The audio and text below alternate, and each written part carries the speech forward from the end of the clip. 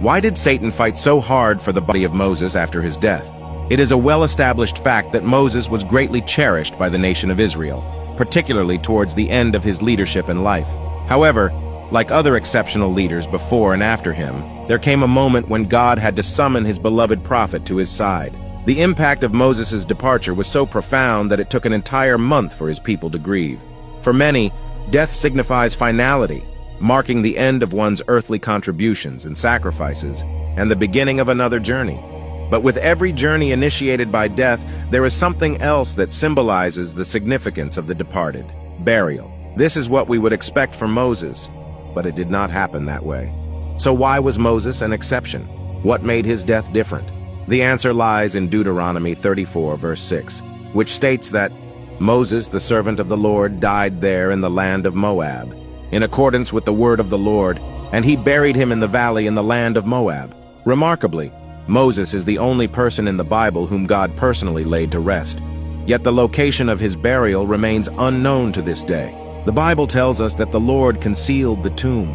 But why did God choose to hide Moses' final resting place? The reason is quite intriguing. Satan had a vested interest in Moses' body.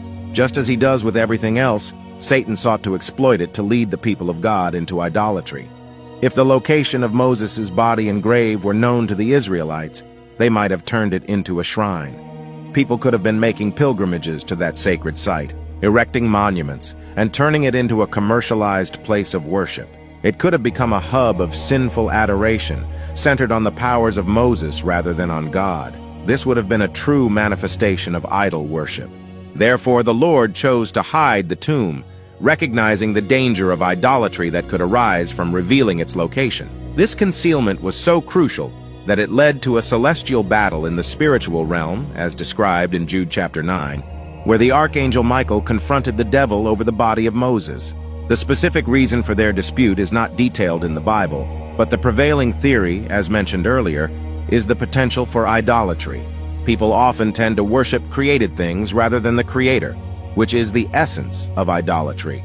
To prevent this temptation, God had to safeguard the body and grave of Moses from human knowledge. Some have even suggested that Moses never truly died, but ascended to heaven. However, the truth is that we can never know for certain, as nothing was ever found after he ascended that mountain. It is noteworthy that one of the means God employed to secure Moses' body was through the intervention of the archangel Michael. Importantly, even in this high-stakes confrontation, Michael did not condemn Satan, but simply stated, "The Lord rebuke you." This demonstrates a critical principle. Even the mighty archangel Michael, who played a role in casting Satan out of heaven, did not assume the role of judging or reproaching Satan. He left all such rebukes and condemnations to God. Michael, depicted as a warrior angel of the highest rank in the Bible, is often shown contending against evil spirits and principalities in spiritual combat, as seen in the books of Daniel, Jude, and Revelation. The term archangel signifies an angel of the highest order, with most angels in the Bible serving as messengers. Michael's role, however, is distinct as a defender against evil forces. Despite his formidable status, he refrained from taking matters into his own hands and instead acknowledged that the rebuke belonged to the Lord. This should serve as a reminder to humans about the importance of leaving vengeance to God rather than seeking it ourselves. In summary, Satan's desire to obtain Moses' body was rooted in his intention to use it as a tool for tempting people into worshiping a created being rather than the Creator.